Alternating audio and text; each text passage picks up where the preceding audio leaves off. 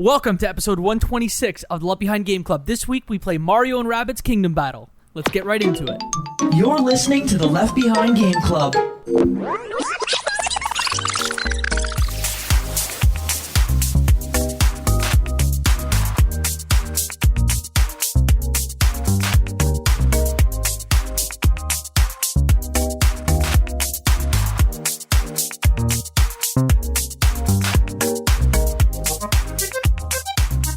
Welcome to the Left Behind Game Club, our never-ending attempt to make sure that no game is left behind. I'm your host, Jacob McCourt, and I have three friends with me here today. Your first friend, his name is Michael Ruffalo. I'm excited to talk about a very XCOM-ish type game.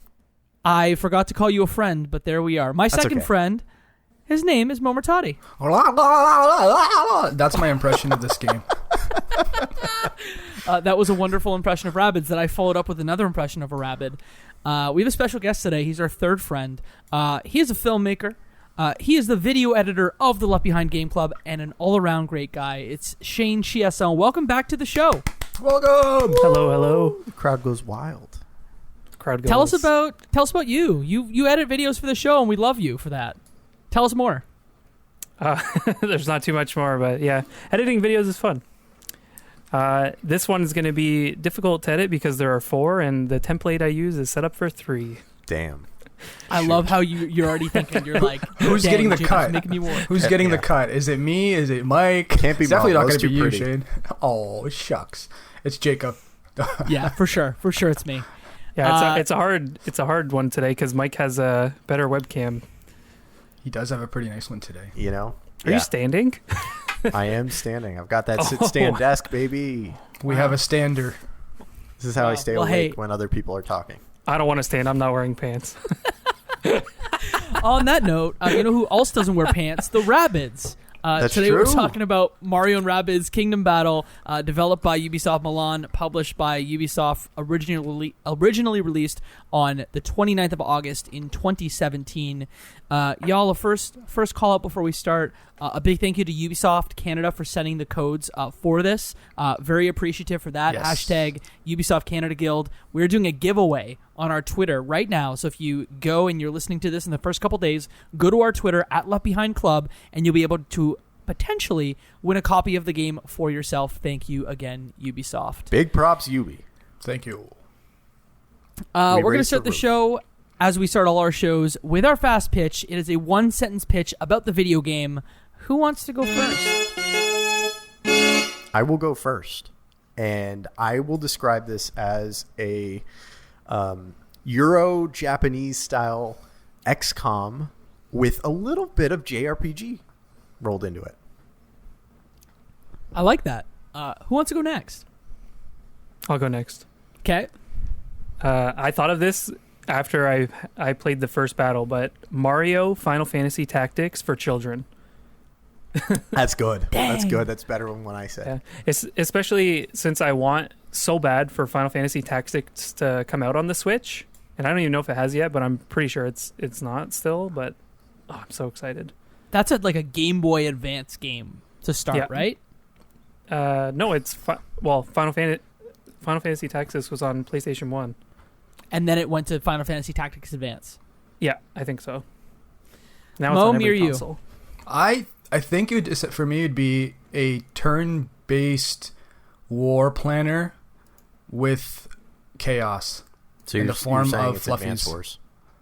Am I? Yeah. Well, I guess in terms of like, if you don't want any kind of, if you don't want to base it off any other thing, it would just be turn-based warfare. That's essentially what it is. With a Mario skin. Yes, with a nice, pleasant Mario skin and the polish of Nintendo. Yes. That's another Ooh, big yeah. thing you have to add in. Yes. It's crispy. It's smooth. I feel like that's we're too getting, much we're of a getting there. sentence. We're It's getting a little super bit better. smooth. It's not It a was really one-sentence pitch, but we're getting there. Jacob, Yeah. Jacob, how would you describe it? Shane stole mine. I literally wrote Mario Rabbids Tactics Advance. Like that's what I wrote for that's mine. clean. So Yeah. thank you. Sometimes I get there. Sometimes I make them up. Today I came Whoa, prepared. hold up. 1 second. None of you guys mentioned XCOM. How did that You mentioned happen? XCOM. Yeah, but none of you guys mentioned XCOM. Have Because you guys- already did. Hold up. But have you guys played XCOM? I just need to know before we get into this. I haven't played XCOM. I played 2 rounds, got killed, uninstalled. I played one on the iPad, and I played maybe 10 hours of the second one. Like the second one being XCOM 2, XCOM the 2. modern remake, or I think Yes. like 2 for me XCOM as well. 2, the old XCOM. I'm talking about the new XCOMs. I played both of them. Okay. But that's a good point to make. Yes. Okay. Shane? No, I've never played XCOM. Okay. That explains it. Mike is Yep. judging us all I'm by not like our judging you. responses. He's looking No, at our no, no. eyes, our pupil No, I can levels. see. I can see. How are we? Mike how are we is responding? Mike is judging. There's no Yeah. judgment, boys. I'm just trying to understand like your frame of reference and context coming into this, Cool, because I think it yeah. informs how you discuss this, right?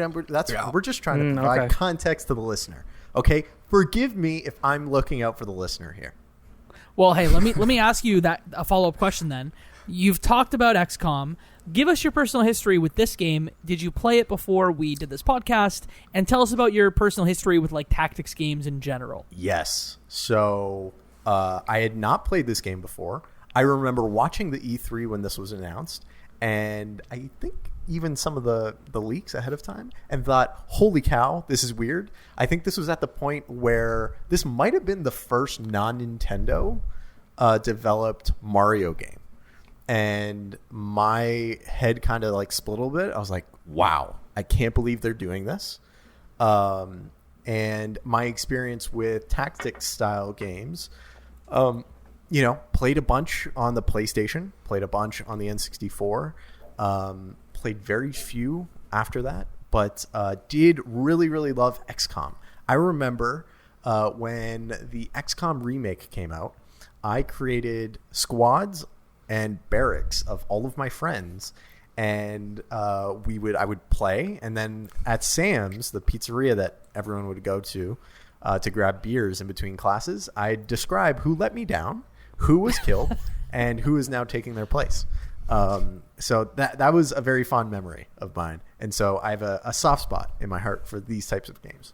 That's the most Mike Ruffalo thing I've ever heard in my life. Okay, well, just staying on brand, baby.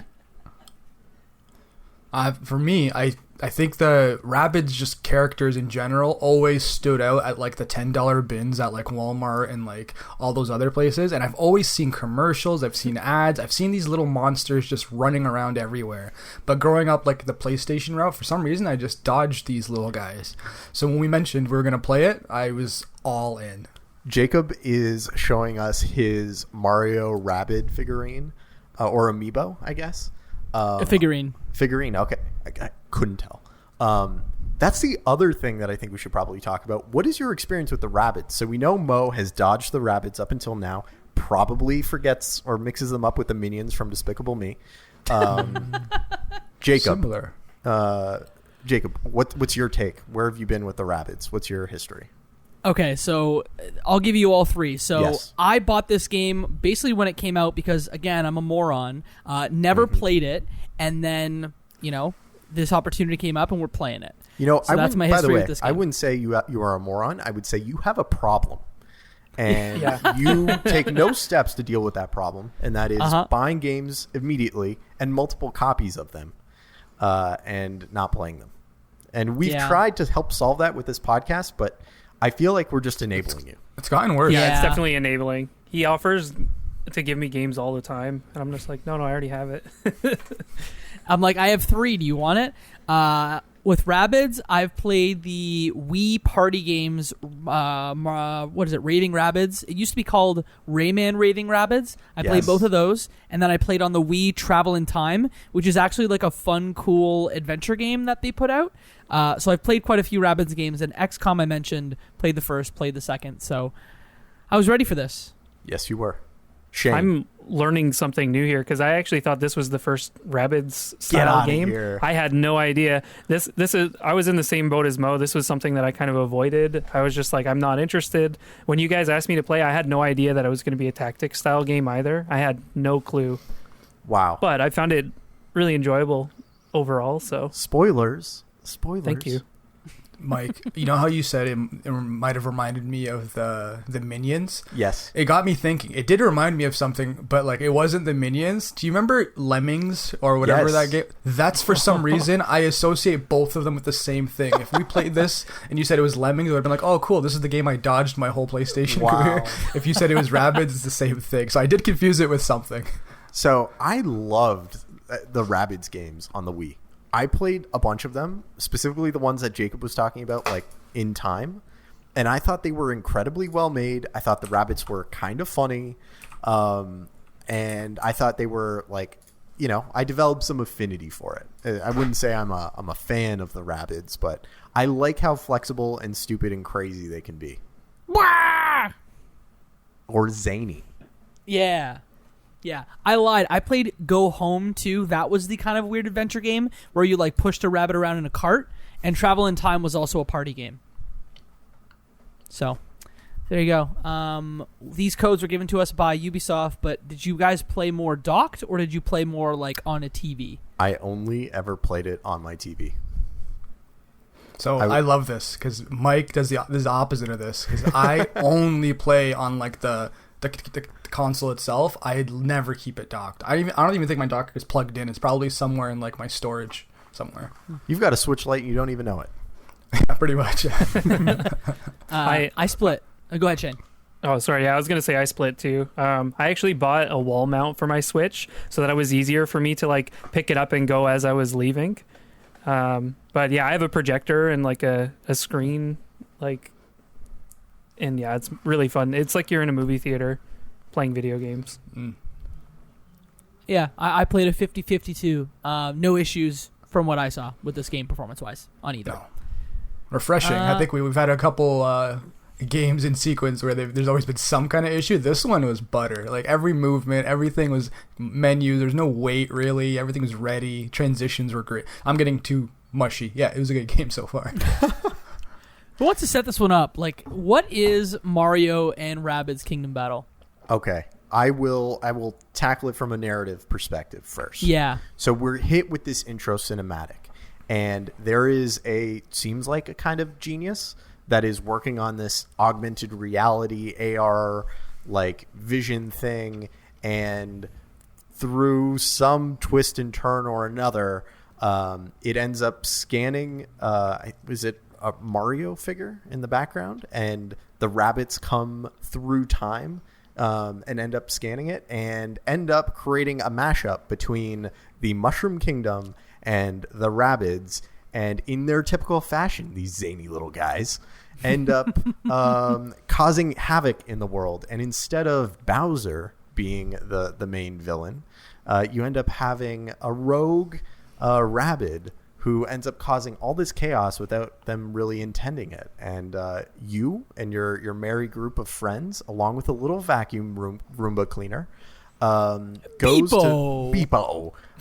go to try and put the Mushroom Kingdom back together and deal with the zaniness that the Rabbids have unleashed. Is that little robot guy merch, or does he actually serve like a purpose in the lore, like or whatever the rabbits are doing?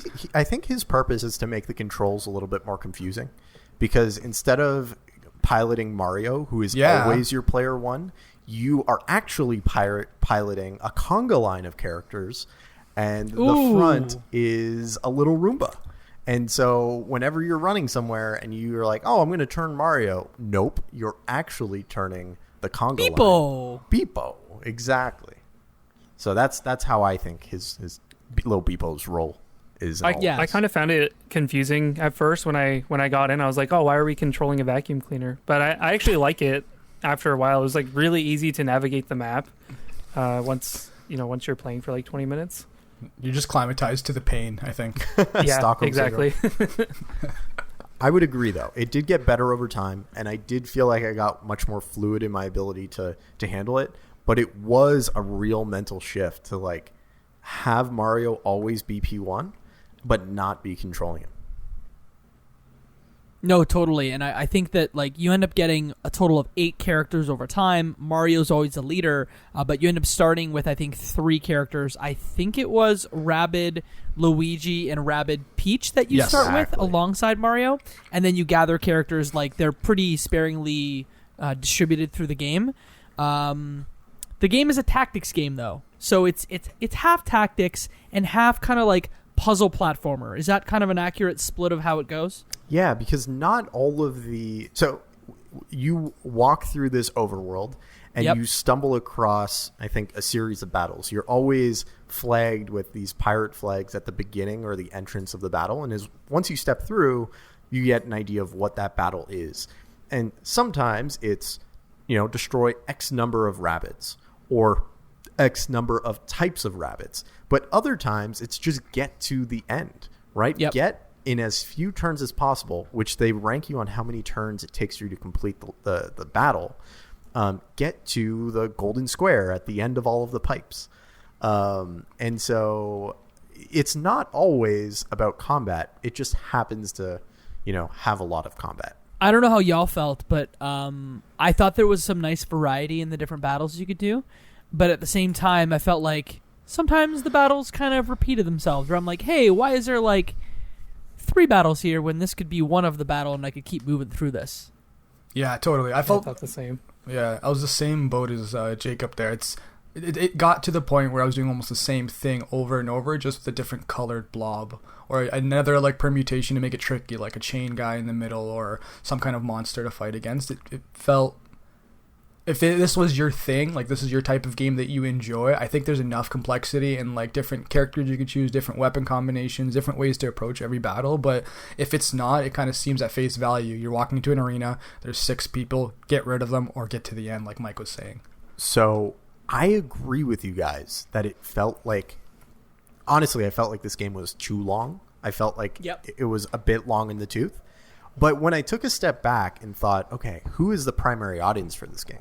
Who are they designing this game for? I especially thought the beginning of this game was super slow and babied me way too much. And that was the key for me to realize that, this isn't a game designed for 30-year-old men who have played tactics games before. This is, my first tactics game. And they're really, if you look at it, each of these battles progresses a little bit more than the one preceding it. And especially at the beginning, it's just a slight increase in difficulty. It's, now you're going to have to learn how to use different elevations. Now you're going to have to learn how to flank. Now you're going to have to learn how to use your dash attacks as well as your team jumps. And each time they add a little bit more.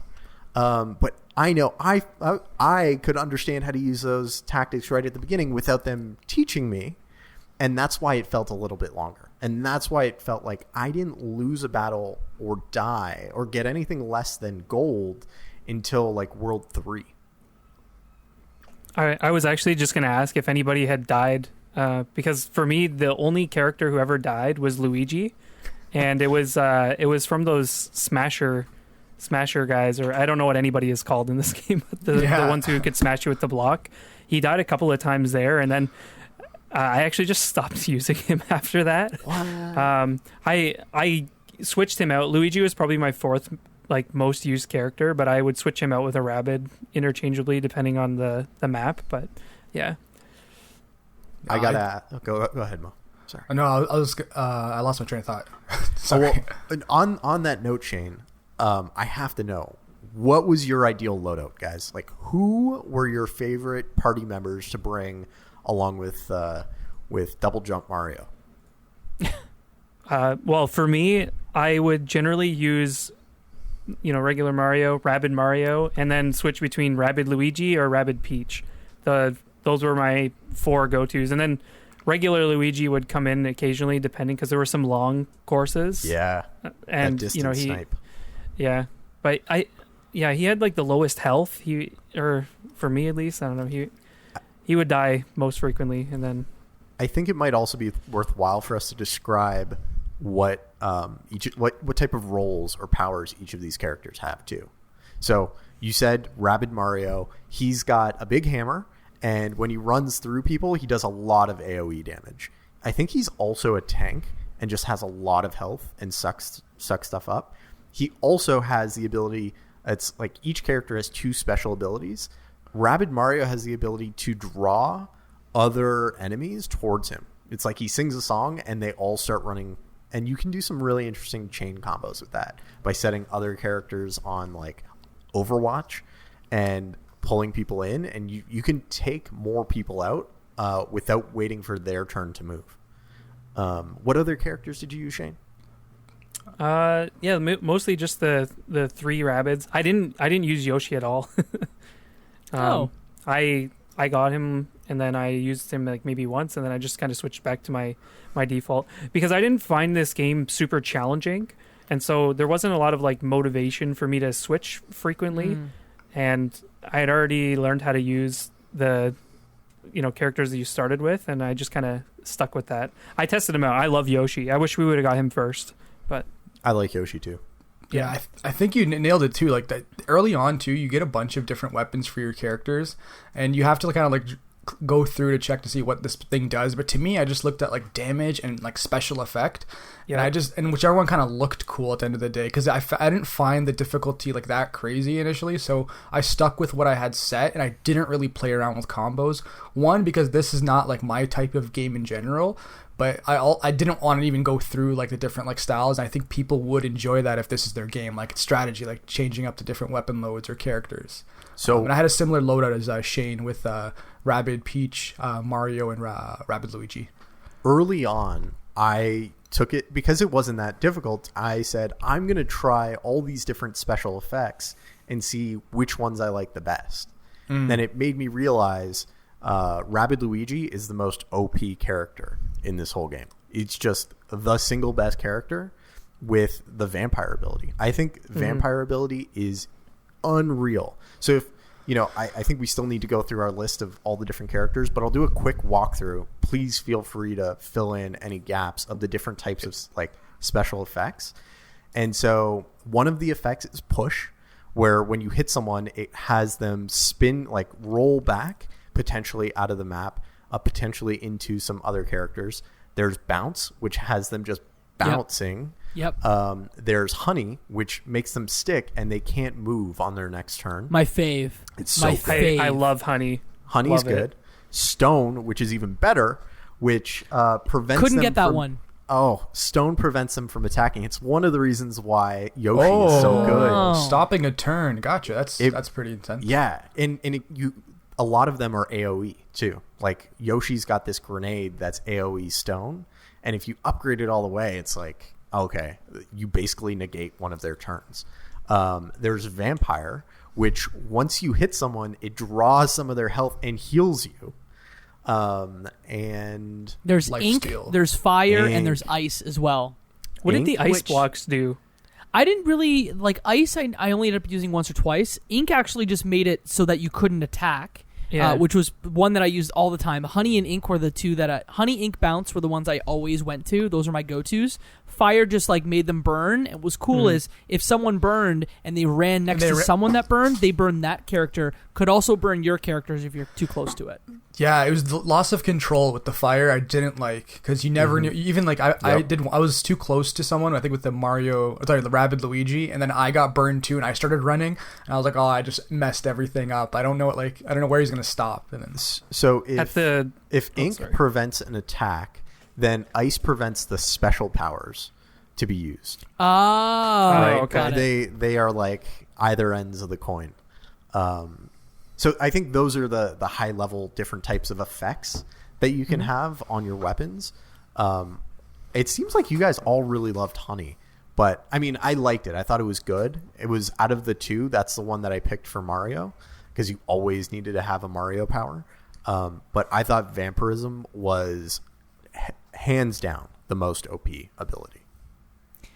Going back to characters, I ended up using almost everyone like pretty like in rotation, except for Rabid Mario for some reason. Like didn't upgrade him, like I kept him unupgraded, and I just basically used everybody else.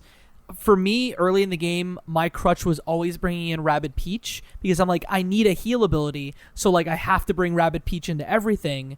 Quickly learning that like Peach has her jump heal, but I would say for most of the game I had Rabid Peach in my inventory, in my like party system, and then I'd flip in Luigi because his hero sight with Mario's hero sight, them together, like when you tripled his and doubled Mario's on a first turn, you could cause some chaos with your third character and get 5 free shots in, which was like unreal. I love doing that with the bounce ability. So you put them both on Overwatch, you take a shot with bounce ability, and when they're bouncing in the air, then your Overwatch attacks and basically takes them out in one turn. Mm-hmm. I had some very good turn ones by doing that. This is shocking that we're talking about like crazy strategy in a Mario like based game. Yeah. Like usually it's always like simple, buttery smooth. Get to the end. Wahoo! Here's your coin. Look, you survived. You saved Peach. Like, and here's a little trophy with Bowser like crying. Whereas now it's like there's triple jump on the first round, and you have to make sure the third. Like, it's Also weird Mario with guns. yeah. Mo, what were the characters that you brought along most often? Who is, if you were to pick 3 people to bring into a battle, knowing Mario has to be one of them, who would they be? Mario, Luigi, and Rabbid Peach. Nice. Okay. Yeah. Okay. I thought Rabbid Very Peach vanilla. was good because of, I think she also has vampirism in her weapon. I'm not 100% sure. My 3 were Mario, Luigi, and Rabbid Luigi. Because Mario and Luigi's only downfall, he is the better of the 2 brothers, but the only thing that makes him a little bit weaker is he has less health. So you really do need to keep him at bay a little bit, because he can hit people from so far away. And I just thought the combo of his Overwatch as well as his little ink machine, or at least for me it was ink primarily, where he sends a little drone out to attack people over the course of many turns. Such a good power. And then once you've upgraded Rabbid Luigi to a high level, he can basically kill people in one dash attack and heal himself all the way back up. He is such a strong character once you've also like given them the ability to tackle multiple people in one turn. Man, one thing that'd be good to see is like some crazy combos online of people clearing rounds in like two rounds, or clearing levels in like 2 rounds and stuff. Guaranteed that's there. I haven't looked, but that's probably my my homework exam or test for after this. My character go-tos, and again, I want to credit Matter of Michael on Twitter and I am Link HS on Twitter for their questions that we've kind of been talking around here. But I would usually do, obviously, Mario, and then I'd flip between Rabbid Luigi and Luigi, and then Rabbid Peach and Peach. I'd always have a healer, and then I'd take in Luigi when I wanted someone like far away to keep back to snipe people, and then when I wanted to get in close, I would use Rabbid Luigi. So those were kind of my go-tos. Shane, were those your go-tos? I feel like I used Mario, Rabbid Peach, and Rabbid Luigi the most, probably, or Rabbid Mario. I'm more of just kind of get in and like do as much damage as possible, and I don't really worry about health or healing. Did you guys get that pop-up occasionally that would say, do you want full health and 50% bonus? Yes. I didn't realize that was probably for like I just clicked it sometimes, and it was really nice. It made smashing things a lot more fun. Did that only pop up if you sucked? Yeah, it only popped up if you had failed the battle once. Okay, I've gotten that once. Oh, really? Or twice. I thought it came up regardless. Oh, really? Yeah. No, because I didn't lose a single battle. Like the only person who ever died was Luigi, and I saw that. Because I'm thinking in Metal Gear Solid 5, like after you lose the mission a couple of times, you get the chicken hat. But no, this would just pop up, and I was doing great. And damn. So Wait, you mean to tell me you didn't lose a single battle, not once, the whole way through? I didn't lose a single battle. Jesus. Come on. You got a prodigy. Come on. I probably lost Someone needs to audit this collectively man. 20 battles probably over the whole game. That's cool. I had to use the extra health only for the last battle because I was very much at the end like, this is great. I don't need to punish myself here.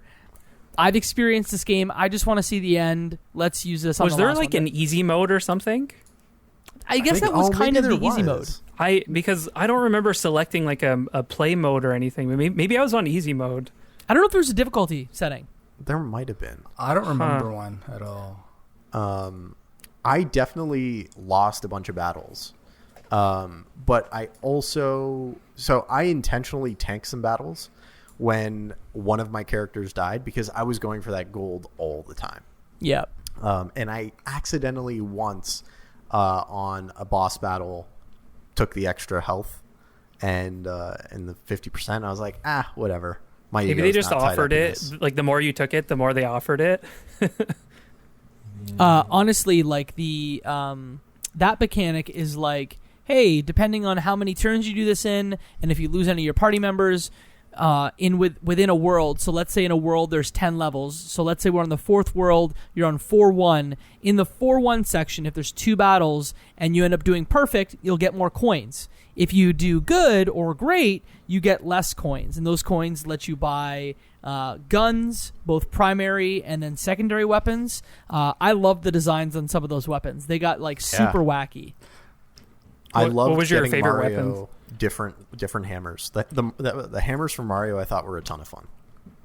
Because I love just smashing people with a giant like piranha plant or bullet bill hammer. Yeah, Shane, I don't think there was like one that comes to mind where I'm like, oh yeah, I remember the blue or purple. Like, I just thought they were all a lot of fun. Like, I had a drone for Luigi that had like a pylon on it. And I was like, oh, this cute. But there isn't one that I'm like, man, I remember that. They were just all good. There's a lot. I really like. Yeah, I really like the pixel art ones, like where you'd shoot and it would be like Lego blocks or whatever. And it bothered me when I had to switch out of that and then all the artwork changed, and I was like, oh. Because I couldn't have my pixelation, and even the sound effects were warped for it too. Like it was like 8-bit distortion and stuff. Yeah, I really like that. There was, we've talked a little bit about enemy design, but were there any specific Rabbids? So, Spawny in the game, Spawny's ability was, let's combine an object and a Rabbid, or 2 like humanoid things together and make a new thing. So there were some pretty like unique combinations. My favorite were the Wario and Waluigi versions of Rabbids. I thought those were so good. So good. Wasn't expecting it. I'm like, good. oh, it's the boys. I thought those were so good. The one that I think of that I hated the most was the Ghost and Rabbid combo, who would just teleport all over the place. And my only saving grace was having Mario and Luigi in like Overwatch mode. So the second they moved, they could get shots taken at them. I gotta ask. This is kind of off. What is a rabbit? I think it's a cartoonish rabbit. Rabbit. That, yes. Yeah, I mean, in the same way that, like, what's Rayman? I don't know. They just seem like to be there's only one Rayman, Globox? but there's tons of these Rabbids. And what's their like background? That's like, how did they pop up? Are they just crazy wild rabbits that have some personality, or do they like? We need to ask Michel Ancel. Good. Yeah, so Michel Ancel is from Ubisoft. He created the game Rayman, the series Rayman. Within that universe, in I think like the late 2000s, he ended up creating this spin-off series called the Raving Rabbids. And to start, I believe they were more like zombie-ish, or they were scarier looking than they are now. They've very much gone, because they're making a Rabbids movie, and so they're minionizing these things for sure. But they started scary, Michel Ancel, Rayman, and now we've got the commercialized Rabbids as you know them today. Mm-hmm. So the answer is, Mo, they're cartoon characters. Crazy wild cartoon characters with a lot Exactly. of sass. Gotcha. Yeah. Very You sassy. nailed the impression earlier, too. So Oh, thanks. you I've know. been practicing. I'm practicing for weeks. As That's soon as you going guys in the said we're video. recording, I said, "Ah!" Can you do that again for the video? Mario. It's Mario time. I'm still shook that Shane didn't lose a single battle. Holy cow. I got close in the Donkey Kong one. Oh, I didn't play any of the Donkey Kong stuff. No, neither seriously? did I. No, There it was was unlocked, but I didn't play any of it. The DLC. Yeah. Oh, okay. Tell us about it. No, at the end of Yes, it the tell us first or about the first or the second world, I like Rabid Kong. Oh, I get what you're saying. Sorry, I'm calling him Donkey Kong, but it was the Rabid Kong, the boss. Yep. Like the first boss. Yeah. But there is where he, DLC to this game. I think it's called Donkey Kong Adventure. Yeah. And it's another whole world. Oh, seriously? You guys yeah. made me think that I had just a completely different game experience for a sec. I was like, no way. You're playing Luigi's Mansion. Was or I playing the something? wrong game? Yeah, it was That's actually what you beat every Luigi's battle. Mansion. We haven't talked about ghosts once. What's going on? Yeah, no. I really like that boss though. I ended up beating it pretty quick, but I don't remember what happened, but I had Luigi and he just dies immediately whenever I play with him, because I always just let him get close. Like, I wasn't doing any strategy or anything at the beginning. I was just trying to deal damage, and yeah, I almost died there. But then I had Mario left, and he just killed him, and everybody came back to life, and everybody was happy, and we won. What was everyone's strategy? So like Shane was talking about his. Mine was always like take down one enemy at a time, that outside people, clean them up, and then go for like if there was a big target. Generally, that's how I approached everyone. Did you guys just like? And I also tried to always stay as far as possible, but have like a line of sight to a shot, and as much as I could prevent a potential move to a shot, if that made sense. Like if I could see those guys can get to a certain location, I knew they were gonna go there. So I would. It's like I'm almost thinking of what their next step is and trying to take advantage of it. I would say my strategy in a lot of cases was use the dash or the ability to like hit them as much as possible. I tried to min-max, knowing like roughly what someone's like run into them damage was, so that way I was not wasting 100 damage shot on someone who had 40 health. And I also tried to get high ground as much as I could. And in doing that, I used the pipes a lot as like really quick transport around, and the like bounce your teammate as into the high ground for that shot. Something that I realized at the end that I probably should have done more of, which was take shots at enemies that I knew I had a 0% chance of hitting, to destroy the cover that they're in. So that way my other characters had a free shot at them. And I was just small brain, I didn't figure that out until later.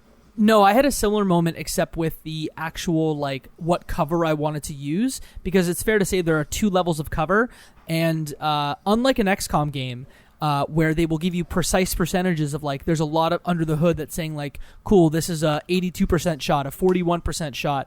Here it's either 0%, 50% shot, or a 100% shot, and really that came down to how much cover you were behind. If you were out of reach or behind a full cover, 0%. Half cover, 50%, or if you were just out in the open, the shot was like going to hit 100%. What I ended up shifting to in the end of the game is, instead of going behind like a full tall brick cover that had the possibility of being destroyed, I usually went behind an indestructible 50% cover, so that like, sure, I'll have 50% chance of getting hit, but that cover is not going to break, exposing me fully. I didn't do any of that stuff. Like, I would try and like hide behind cover when I could, and otherwise I just wanted to get the most damage as humanly possible. You didn't lose a single battle, and we're like, so like we're optimizing to make sure we take the least amount of damage and take people at the most. I just got them done I stood in the open and I killed them all. No, I didn't stand in the open.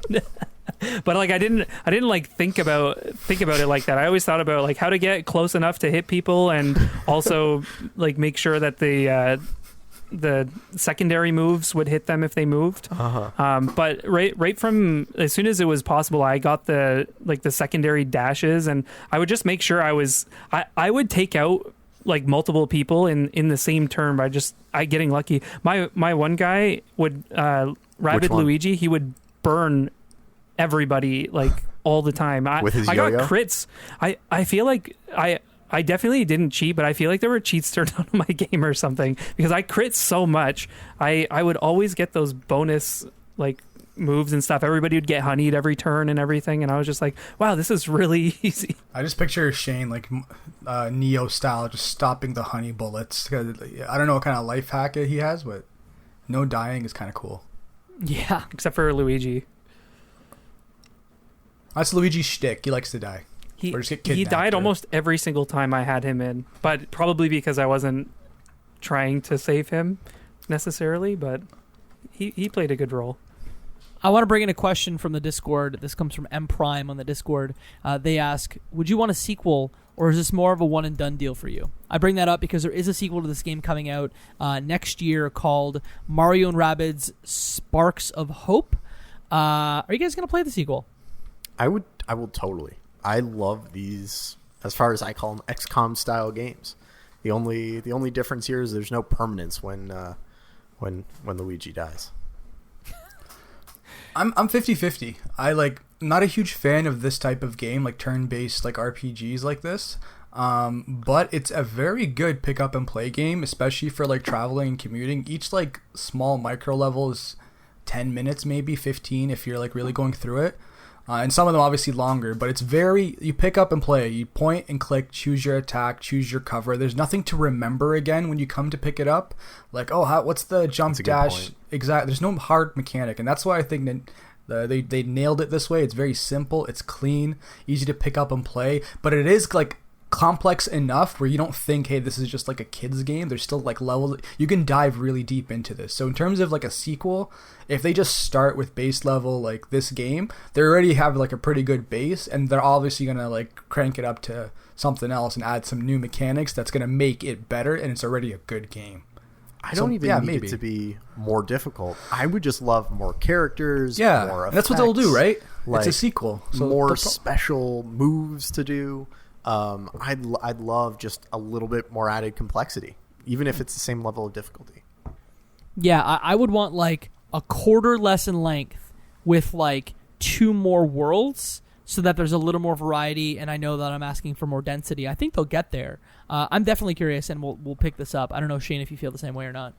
Yeah, actually, Jacob, I feel that almost the same way as like you and Mike. I want more like character depth and complexity there, so that there's more incentive for me to switch around the characters and like try them out, and I don't know, maybe even like give them more story, or maybe have some more like unlockable hidden characters that you could like do side quests for. And then also, I think unless I was on some hidden easy mode, it would be nice if it was a little more challenging. Because when I compare this game to like Final Fantasy Tactics, I save locked myself on that game so many times over the years, and I haven't beat Final Fantasy Tactics because of that. Because it doesn't need to be that complicated. But how often did you take the extra health? I probably took it like every other time, maybe every time. But I thought that was just like how you started the level. Damn, like, press dude. Y to go. No wonder. You know how many no wonder. I was sitting here thinking like, you know that GIF where like the woman's doing calculus and she's trying to figure out how they like what is going on, right? Like that's when Shane's like didn't die a single time, like didn't lose a single battle. I was like, what the hell is going on? How did I didn't this get it happen? every time though, but it was just like weird how frequently it popped up because unless I was on easy mode. The real difficulty is once you exit Battle 1 of like World 2 or whatever, and you go into Battle 2, you then have to deal with the consequences of the less health that you had from your battle in 1, right? So you're essentially topping up into each battle or into every other battle. You didn't have to go through a whole world with one round of health. There were definitely some second battles I played that I had dead Luigi with me, but I definitely took that health quite a bit. Yeah, maybe it's prompted up once you drop below a certain health, where it's like, hey, this next battle coming up, it like needs 50% health. Yeah, maybe that's so. If you were low because you weren't like blocking yourself behind barriers, you're just taking shots in the face. Maybe now the game is like, hey, this guy keeps dying. Here's this like health. It was just Luigi, but yeah, maybe that's it. Hanging out at my apartment, taking shots in the face. I'll take it. I didn't mention this, but I love Fire Emblem and Advance Wars. So, like, this game is probably made for me, too. Those are 2 other games. I know they're a little different, but, like, same genre of tactics games. You know, I can't play Advance Wars anymore now that I know the AI will do the same thing every time. Really? Yes. It will do the same thing every time. It doesn't adapt to you. It just plays out its set instructions. So I appreciated that the Rabbids would do different things based on what I did. Might have ruined it for me now. Well, that remake's coming out and I want to play it, so they'll probably have some kind of intelligent AI. Maybe they'll update the AI. Yeah. I want to ask another question from M Prime from the Discord. Are there any other IP you would think would be fun in this format, including the Rabbids? Such a good question. Yeah, very good. That's such a good question. I think a Marvel or DC like superhero XCOM style tactics game would be really cool because each of them have their own, power that you'd be able to lean on to do interesting things. Obviously, some heroes are a little OP, but by and large, I think you could have a really cool roster of characters to pick from. Would Marvel Ultimate Alliance fit the same Yeah. close, right? That's I what I love was that thinking game. of. Yeah. I grew up like high school playing out with my friends. Like that was, I literally have vivid memories of like hanging with the buddies. I picked like Wolverine. Someone would pick Spider-Man. We're Tornado taking Claw. on. Oh man. To answer the question though, Jacob, for me, I think it would be something I enjoy. So, Lord of the Rings would be incredible. Yeah. Tons of characters. Naruto would be incredible. Tons of characters. Dragon Ball Z. Kamehameha from the top cliff onto a blocking building. That thing's gone. Like Spirit Bomb. Are you kidding me? Dunking it on someone. That would be like, amazing. We're getting into some crazy powerful stuff. I hope somebody at Ubisoft watches this and makes that Dragon Ball Z game. I want it now. I'll pay for it. Yeah. That would be amazing. I loved. You guys remember the game Freedom Force from back in the day? No, describe it. I'm thinking Freedom Fighters. Freedom Force is I believe it's Irrational that made it, and it's a tactics game but with superheroes, made up superheroes. I do know that one. Yeah. It was Yes. Irrational that made that Yes. one. Look at my memory go. I think there was a Ken Levine game too. I think that you're right. And there's a sequel. They have to take down the Third Reich in one of the games. Yes. There's like 2 of them. Fantastic. I want Freedom Force, Mario and Rabbids style game, but for the anime My Hero Academia. That's what I want. Ooh. Yeah, Mo's losing it. He loves it. These weebs are getting real excited. Yeah. Yeah, anytime we're talking about making this game into like an anime style game, and I'm just like, yeah, let's do it. Anime games are bad. Can we get good anime games, please? Exactly. Well, No there's more one. arena fighters. Maybe it's the source material. It would be kind of Stop cool to it. play this game. It'd be cool to play this game again too, where it was like not made for children, because like it would be nice to have like, I don't know, a little bit more complicated story, maybe like a job system or something like that. Just like You're like, all give me the some things- Dark Souls. Final Fantasy Tactics had. You just want a different game, I think. I think I do too. I so just want to we're play the same Final Fantasy page. Tactics on the Switch, and this was close, and now I just want it even more. I think Star Wars might also be cool for this. Oh yeah. in space too. Yeah. Could be like fighting around asteroids and stuff. I could also just throw in one more out there. Mass Effect. Yeah. Yeah. You could have a real good mix because Mass Effect already has a roster of characters that you choose who your party is going to be, and they each have their own like play style. So I could see that fitting in really well to this. Well, when you said that, you know what I immediately went to? Do y'all remember that there's a Sonic Tactics game that was on do. DS developed by BioWare? I did know that, and Yeah. I pushed that out of my memory until you mentioned it. It's good. It's not bad. I think But it's it's good. a Sonic game. Are you gonna you're gonna smack anime and then you're gonna come Yeah. here and smack Sonic the Hedgehog? I like poking you in the spots that I know that are soft and squishy. You're you boy. Stop poking Jacob in his anime spot. Look, I like good anime, right? I like Samurai Champloo. I like Cowboy I like Bebop. Cowboy Bebop. I like Death Note. The first couple episodes. Yeah, Death Note you was know. so good. First I know. arc, The fantastic. beginning. Some of it, not all of it. Some of it's real weird and not good. There's some Brotherhood. good anime. Beck. Brotherhood? I like Beck a lot. Brotherhood's great. Mm-hmm. You mean Full Metal Alchemist? Yeah, that's it. FMA, Yes, Full Metal FMA is great. Yep, both versions. Brotherhood Yeah. and FMA. You've Guys named watch all the Sword good Art animes. Online. That was good. No, I haven't. season. but First arc. That's Yep. on the list.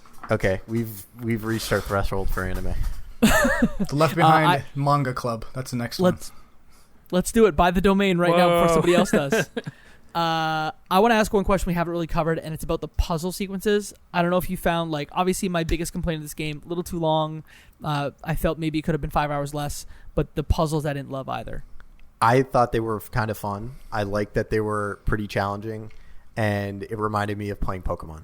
So, Yeah. I was so down. They were the Pokemon style, like ice puzzles where you have to slide around and make sure you're in the right spot. Did you guys get that pop up for press Y to make the puzzles 50% easier? No. Oh, because I got them on the first try every time.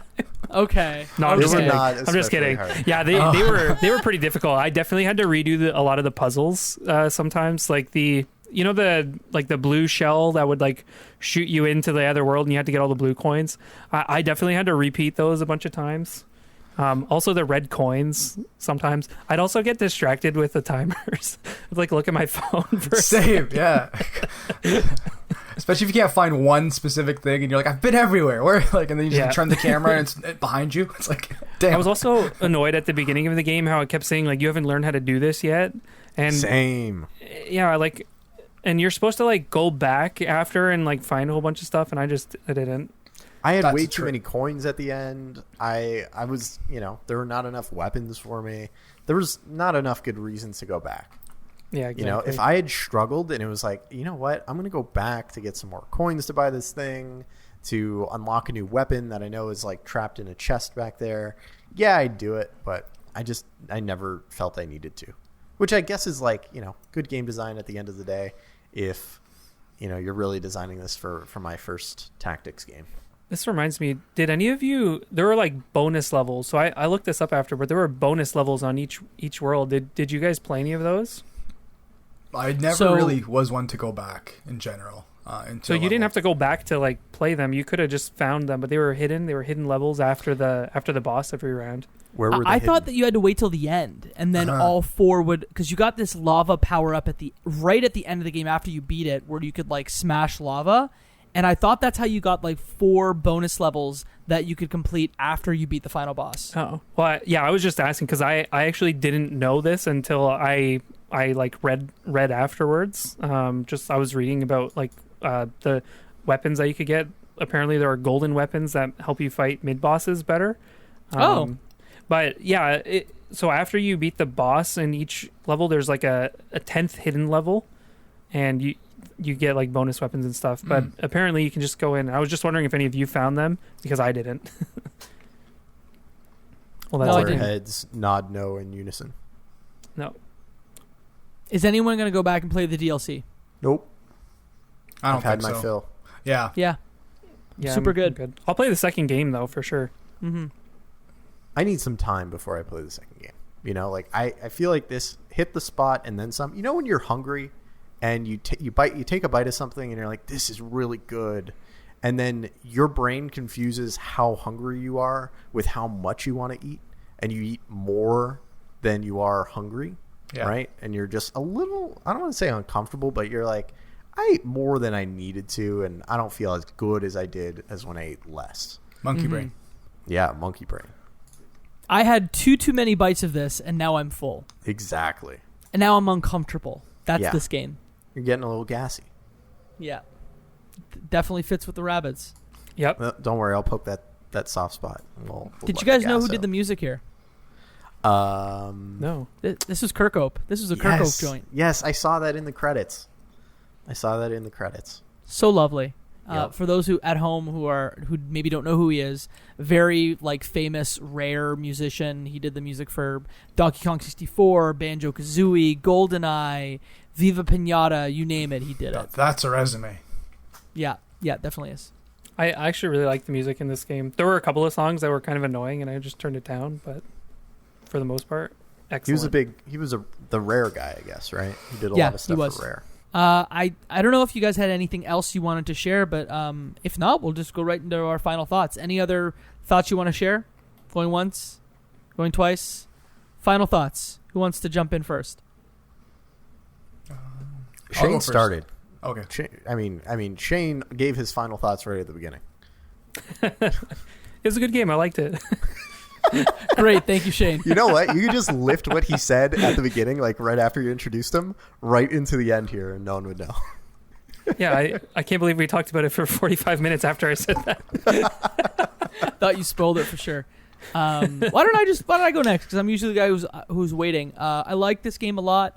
I think beyond being maybe a little bit too long, I enjoyed it. I'm really glad I played it over like a very long period of time because it was super nice every night to just like pop it open for 20 minutes, play a couple levels, make it through, and very fun. If you want a fun clip that'll make you smile today, if you go back to the original E3 2017 reveal of this game, Miyamoto and Yves Guillemot are on stage, and they're like fighting each other with the guns from the game in like big prop form, and Miyamoto looks over to the director of the game, David Solani, and like says how lovely it was to work with him on it, and the man almost like literally cries. Aw, it is that's a sweet. great moment. I That's would sweet. implore you to watch it. Fantastic. This game is great. I can't wait for the sequel. I wanted to not like it because I don't like the type of like game this is, the turn-based like fighting game, but it was the audio was great, the visuals were great, the characters were familiar. Yeah, it was quirky and kind of aimed at like a 10-year-old with like the dialogue and like the rabbits just going nuts all the time. It kind of did get old,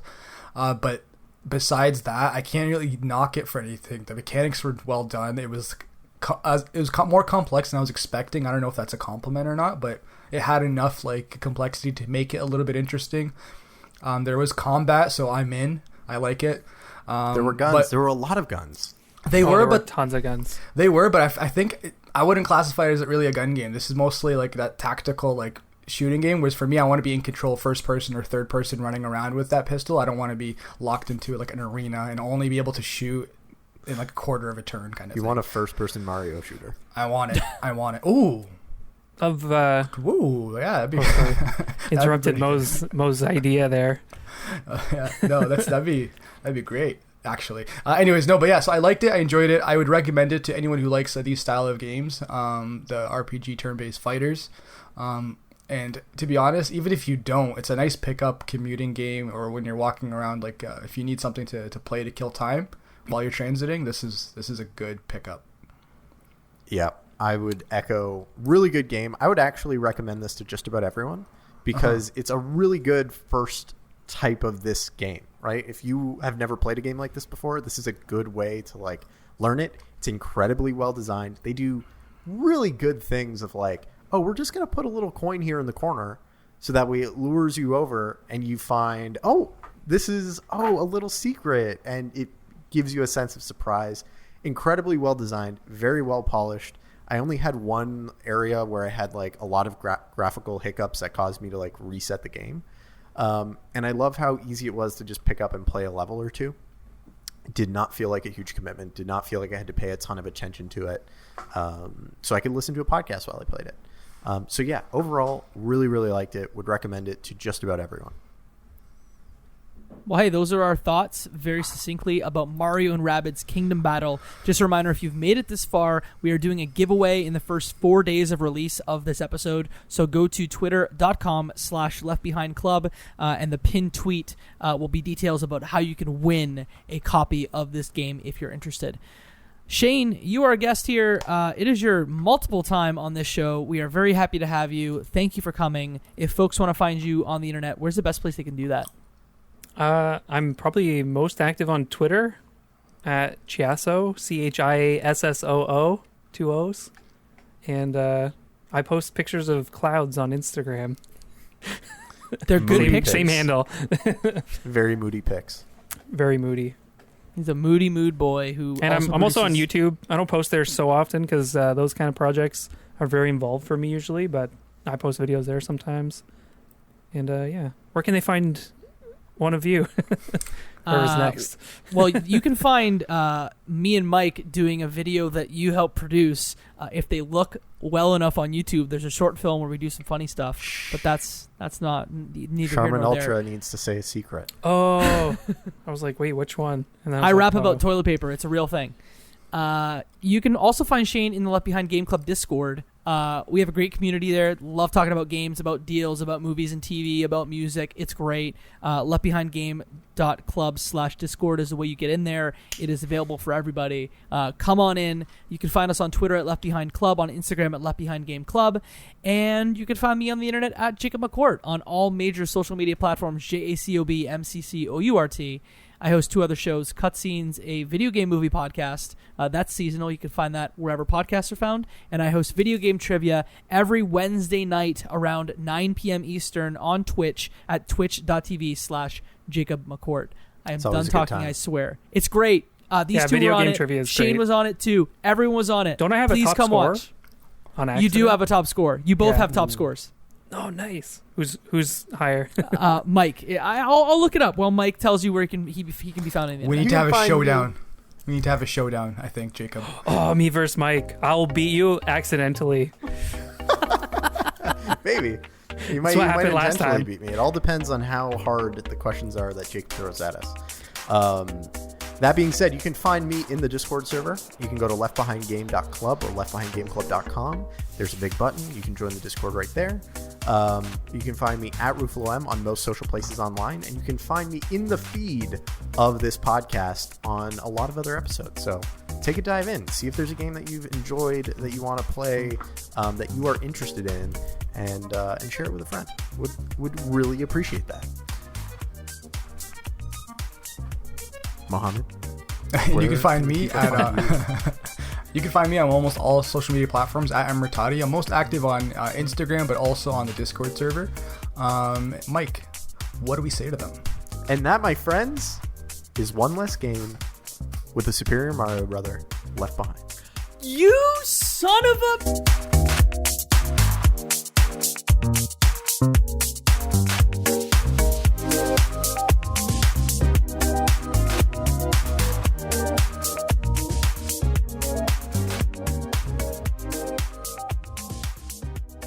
Welcome to the Left Behind Game Club, our never-ending attempt to make sure that no game is left behind. I'm your host, Jacob McCourt, and today I have three friends with me.